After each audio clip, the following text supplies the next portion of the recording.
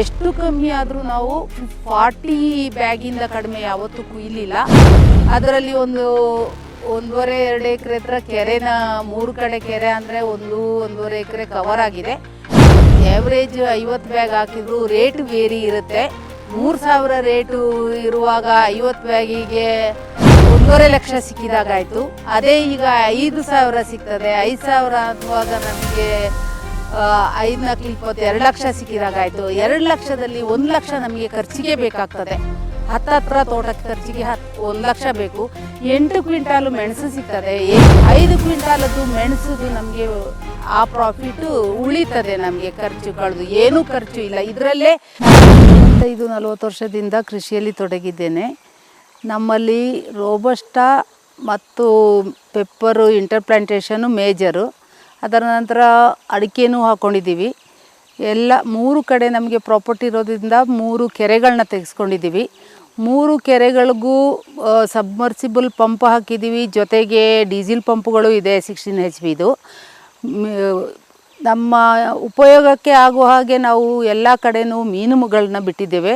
ಕಾಟ್ಲಾ, ರೋಹು ಮತ್ತು gross crop 3 variety ಮೀನು ಬಿಟ್ಟಿದ್ದೇವೆ. ಕಾಫಿಯಲ್ಲಿ ಏನಂದರೆ ನಮಗೆ ಈಗ ಒಳ್ಳೆ ಮೆಣಸು ಹಾಕಿದ್ರಿಂದ ಅದರದ್ದು ತುಂಬ ಶೇಡ್ ಆದ್ದರಿಂದ ಅದರಲ್ಲಿ ನಾವು ಚಂದ್ರಗಿರಿ ಹಾಕಿದರೆ ಶೇಡಿಗೆ ಅದು ಪ್ರೊಟೆಕ್ಟ್ ಹಾಕ್ಕೊಂಡು ಚೆನ್ನಾಗಿ ಫಸಲು ಕೊಡ್ತದೆ ಅನ್ನುವ ಉದ್ದೇಶದಿಂದ ಚಂದ್ರಗಿರಿ ಹಾಕಿದ್ದೇವೆ. ಬೇರೆ ಕಡೆ ಎಲ್ಲ ರೋಬಸ್ಟು ಪೂರ್ತಿ ನಾವು ಶೇಡ್ ಪ್ರೂನಿಂಗ್ ಮಾಡಿ ಮೇಂಟೈನ್ ಮಾಡುವ ಉದ್ದೇಶದಿಂದ ಎಲ್ಲ ಕಡೆ ರೋಬಸ್ಟ್ ಹಾಕಿದ್ದೀವಿ. ಇರಿಗೇಷನ್ ಚೆನ್ನಾಗಿ ಪ್ರತಿ ವರ್ಷ ನಾವು ಟೈಮ್ಲಿ ಕೆಲಸ ಮಾಡ್ತೀವಿ. ಅಂದರೆ ಇರಿಗೇಷನ್ ಫೆಬ್ರವರಿ ಎಂಡ್ ಒಳಗೆ ಇರಿಗೇಷನ್ ಮಾಡ್ತೀವಿ. ಅದಕ್ಕೋಸ್ಕರ ನಾವು ಎಲ್ಲ ಕಡೆ ಕೆರೆಗಳನ್ನ ನೀರು ಅದನ್ನು ಸ್ಟಾಕ್ ಮಾಡಿ ಇಟ್ಟುಕೊಂಡಿರ್ತೀವಿ. ಜೊತೆಗೆ ಒಳ್ಳೆ ಮೆಣಸಿಗೂ ಸೀಸನ್ನಲ್ಲಿ ಕೆಲಸ ಮಾಡ್ತೀವಿ. ವರ್ಷಕ್ಕೆ 2 ಸಲ ಬೋರ್ಡೋ ಸ್ಪ್ರೇ ಮಾಡ್ತೀವಿ. 2 ಸಲ COC ಡ್ರಂಚಿಂಗ್ ಮಾಡ್ತೇವೆ. ಕಾಫಿಗೂ ಗೊಬ್ಬರ ಇನ್ ಟೈಮ್ ಹಾಕ್ತೀವಿ. ಅಂದರೆ ಈಗ ಮಾನ್ಸೂನು ಸ್ಟಾರ್ಟ್ ಆಗೋಕ್ಕೆ ಮೊದಲೇ ಮೇ ಎಂಡಿಗೆ ಮಾನ್ಸೂನು ಮಳೆ ಹಿಡಿಯೋದನ್ನು ನೋಡಿಕೊಂಡು ಗೊಬ್ಬರ ಅಪ್ಲೈ ಮಾಡ್ತೇವೆ. ನಂತರ ಜೂನು ನಂತರ ಜುಲೈ ಆಗಸ್ಟಲ್ಲಿ ಒಳ್ಳೆ ಮಳೆಯಿಂದಾಗಿ ಗಿಡಗಳು ಚಿಗುರೋದಿಲ್ಲ, ಅದರದ್ದು ಆ್ಯಕ್ಟಿವಿಟೀಸ್ ಕಮ್ಮಿ ಆಗಿರುತ್ತೆ. ಆ ಟೈಮಲ್ಲಿ ಡ್ರಾಪಿಂಗ್ ಶುರು ಆಗುತ್ತೆ ಕಾಫಿ. ಅದಕ್ಕೋಸ್ಕರ ನಾವು ಎಕರೆಗೆ 50 kg ಹಾಗೆ ಯೂರಿಯಾ ಗೊಬ್ಬರನ ಹಾಕ್ತೀವಿ. ನಂತರ ಸೆಪ್ಟೆಂಬರ್ಲಿ ಪುನಃ ಗೊಬ್ಬರ ಅಪ್ಲೈ ಮಾಡ್ತೇವೆ. ಜೊತೆಗೆ ರಾಕ್ ಫಾಸ್ಫೇಟನ್ನು ಹಾಕ್ತೇವೆ. ಯೂರಿಯಾ, ಪೊಟ್ಯಾಶು, ರಾಕ್ ಫಾಸ್ಫೇಟ್ ಜೊತೆಗೆ DAP ಹಾಕ್ತೀವಿ. ಅದರಿಂದ ನಮ್ಮ ತೋಟದಲ್ಲಿ ಆ್ಯಾವ್ರೇಜ್ ಕ್ರಾಪ್ ನಾವು ಕುಯ್ತೀವಿ. ಎಷ್ಟು ಕಮ್ಮಿ ಆದರೂ ನಾವು 40 ಬ್ಯಾಗಿಂದ ಕಡಿಮೆ ಯಾವತ್ತೂ ಕುಯ್ಲಿಲ್ಲ. 40-60 ಬ್ಯಾಗ್ಸ್ವರೆಗೂ ಕಾಫಿ ಕುಯ್ದಿದ್ದೀವಿ. ಕಾಳು ಮೆಣಸು ನಾವು ಪನ್ನೀರ್-1 ಬೆಳೆಸೋದು. ಕರಿಮುಂಡ ಇದೆ, ಆದರೆ ಅಷ್ಟು ಒಳ್ಳೆ ಮೆಣಸು ಸಿಗ್ತಾ ಇಲ್ಲ, ಇಳುವರಿ ಸಿಗ್ತಾ ಇಲ್ಲ. ಈ ಪನ್ನೀರ್-1 ಅಂದರೆ ನಾವು ಅದಕ್ಕೆ ಸ್ವಲ್ಪ ಬಿಸಿಲು ತಡ್ಕೊಳ್ತದೆ. ಜೊತೆಗೆ ನಮ್ಮ ಇಲ್ಲಿನ ಕ್ಲೈಮೇಟಿಗೆ ಅದು ಹೊಂದಿಕೊಂಡಿದೆ. ಅದರಿಂದ ನಾವು ಪನ್ನೀರ್-1 ನಾವು ಜಾಸ್ತಿ ಇಷ್ಟಪಡ್ತೀವಿ. ನಮಗೆ ಎಕರೆಗೆ ನಾವು 10 ಕ್ವಿಂಟಾಲ್ವರೆಗೂ ಕುಯ್ದಿದ್ದೀವಿ ಪರ್ ಏಕರ್.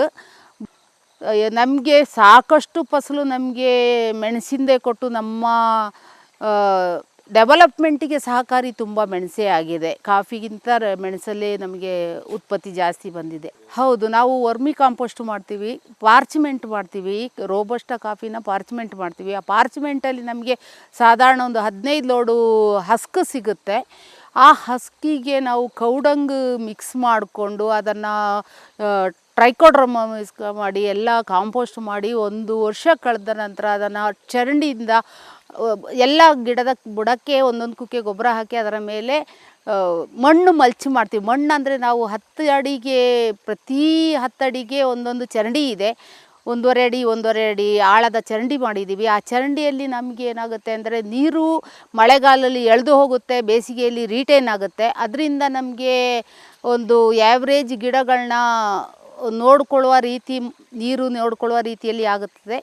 ನೆಕ್ಸ್ಟ್ ಅದನ್ನು ನಾವು ಏನಾಗುತ್ತೆ ಅಂದರೆ ಈಗ ಆ ಚರಂಡಿಗಳಿಗೆ ನಾವು ಹೆರ್ತೆ ಅಂತ ಮಾಡ್ಕೊಳ್ತೀವಿ. ವರ್ಷಕ್ಕೆ 2 ಸಲ ಹೆರ್ತೆ ಮಾಡ್ತೀವಿ. ಆ ಹೆರ್ತೆಯಿಂದ ಬಂದ ಕಚಡ ದರ್ಗೆಲೆಗಳನ್ನು ಚರಂಡಿಗಳಿಗೆ ಹಾಕುತ್ತೇವೆ. ಆ ಚರಂಡಿಯಲ್ಲಿ ಅದು ಕಾಂಪೋಸ್ಟ್ ಆಗುತ್ತೆ. ಕಾಂಪೋಸ್ಟ್ ಆದ ನಂತರ ನಾವು ಈ ವರ್ಮಿ ಕಾಂಪೋಸ್ಟು ಕಾಫಿ ಹಸ್ಕನ್ನ ಗೊಬ್ಬರ ಸಾವಯವ ಗೊಬ್ಬರವನ್ನು ಅದಕ್ಕೆ ಹಾಕಿದ ನಂತರ ಈ ಚರಂಡಿಯಿಂದ ತೆಗೆದ ಮಣ್ಣನ್ನು ಅದಕ್ಕೆ ಮಲ್ಚಿಂಗ್ ಮಾಡ್ತೀವಿ.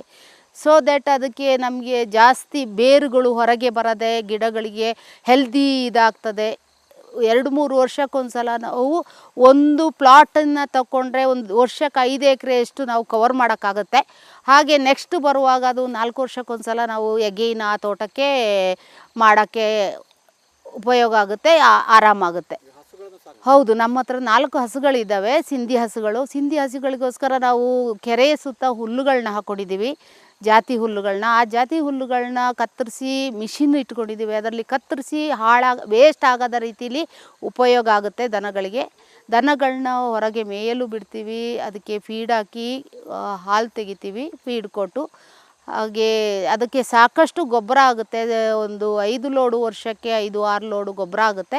ಸೊ ಅದನ್ನು ಹಸ್ಕು ಜೊತೆ ಮಿಕ್ಸ್ ಮಾಡೋದ್ರಿಂದ ಒಳ್ಳೆ ಕಾಂಪೋಸ್ಟ್ ಆಗುತ್ತೆ. ಆರ್ಗ್ಯಾನಿಕ್ ಗೊಬ್ಬರ ಸಿಕ್ಕಿದಾಗೆ ಆಗುತ್ತೆ ನಮಗೆ. ವರ್ಮಿ ಕಾಂಪೋಸ್ಟು ಮಾಡ್ತಾಯಿದ್ದೀವಿ.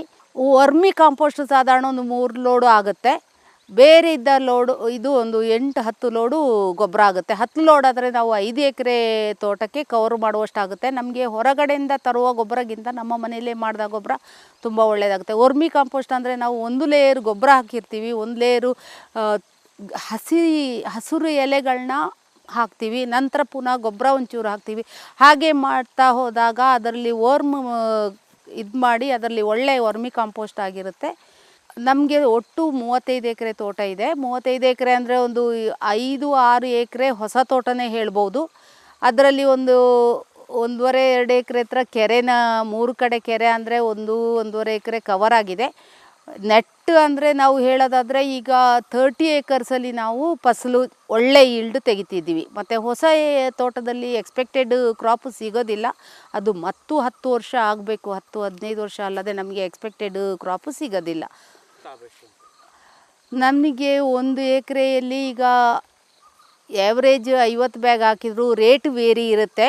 3,000 ರೇಟು ಇರುವಾಗ 50 ಬ್ಯಾಗಿಗೆ 1.5 ಲಕ್ಷ ಸಿಕ್ಕಿದಾಗಾಯಿತು. ಅದೇ ಈಗ 5,000 ಸಿಗ್ತದೆ. 5,000 ಅನ್ನುವಾಗ ನಮಗೆ 5-4-20 2 ಲಕ್ಷ ಸಿಕ್ಕಿದಾಗಾಯಿತು. 2 ಲಕ್ಷದಲ್ಲಿ 1 ಲಕ್ಷ ನಮಗೆ ಖರ್ಚಿಗೆ ಬೇಕಾಗ್ತದೆ. ಹತ್ತತ್ರ ತೋಟಕ್ಕೆ ಖರ್ಚಿಗೆ 1 ಲಕ್ಷ ಬೇಕು. 8 ಕ್ವಿಂಟಾಲು ಮೆಣಸು ಸಿಗ್ತದೆ ಎಕರೆಗೆ. ಬಟ್ ಈಗ ಕಮ್ಮಿ ಆಗ್ತಾ ಹೋಗಿದೆ. 5 ಕ್ವಿಂಟಾಲ್ ಅಂತೂ ಸಿಗ್ತದೆ. 5 ಕ್ವಿಂಟಾಲದ್ದು ಮೆಣಸುದು ನಮಗೆ ಆ ಪ್ರಾಫಿಟು ಉಳಿತದೆ. ನಮಗೆ ಖರ್ಚು ಕಳೆದು ಏನೂ ಖರ್ಚು ಇಲ್ಲ. ಇದರಲ್ಲೇ ಕಾಫಿಗೆ ಏನು 1 ಲಕ್ಷ ಮೇಂಟೈನ್ ಮಾಡ್ತೀವಿ ಎಕರೆಗೆ, ಅದೇ ಖರ್ಚು ಮೆಣಸಿಗೂ ಆಗಿರುತ್ತೆ. ಮೆಣಸಿಗೆ ನಾವು 5 ಕ್ವಿಂಟಾಲ್ ಅಂದರೆ ಈಗ 500 ರೂಪಾಯಿ ಅಂದರೆ 2.5 ಲಕ್ಷ ಬರುತ್ತೆ. 2.5 ಲಕ್ಷ ಇದರಲ್ಲಿ 1 ಲಕ್ಷ ಅಂದರೆ 3.5 ಲಕ್ಷ ಪ್ರಾಫಿಟ್ ಬಂದಾಗ ಆಗುತ್ತೆ. ಇದು ನಾವು 8x8 ಅಂತರದಲ್ಲಿ ಹಾಕಿದ್ದೇವೆ. ಈಗ 5 ವರ್ಷ ಆಯಿತು ನಾವು ಇದನ್ನು ಪ್ಲ್ಯಾಂಟೇಷನ್ ಮಾಡಿ. ಈಗ 3 ಇಯರ್ಸ್ ಆದಾಗ ಇದು ಚಿಕ್ಕ ಫಸಲು ಕೊಡೋಕ್ಕೆ ಶುರು ಮಾಡ್ತು. ಆದರೆ ಈ ಮಳೆಯ ವ್ಯತ್ಯಾಸದಿಂದ ಈ ಸಲ ಅಂಥ ಕ್ರಾಪ್ ಕಾಣ್ತಾ ಇಲ್ಲ. ನಮಗೆ ತೋಟದಲ್ಲಿ ಮೆಣಸು ಹಾಕಿದ್ರಿಂದ ತುಂಬ ಇನ್ಕಮ್ ಇದೆ. ಕಾಫಿ ತೋಟದಲ್ಲಿ ಕಾಫಿ ಮಧ್ಯ ಇಂಟರ್ಪ್ಲಾಂಟೇಷನ್ನು ಮೆಣಸು ಮಾಡೋದ್ರಿಂದ 75% ಕಾಫಿಗೆ ಖರ್ಚಾಗ್ತದೆ, 25% ಮಾತ್ರ ಲಾಭ ಉಳಿತದೆ. ಆದರೆ ಮೆಣಸಿಗೆ 25% ಖರ್ಚಾಗ್ತದೆ, 75% ಲಾಭ ಉಳಿತದೆ. ಅದರಿಂದ ನಮಗೆ ತುಂಬ ಲಾಭದಾಯಕ ಅಂದರೆ ಮೆಣಸು ಇಂಟರ್ಪ್ಲಾಂಟೇಷನ್ ಯಾವಾಗಲೂ ಎಸೆನ್ಷಿಯಲು.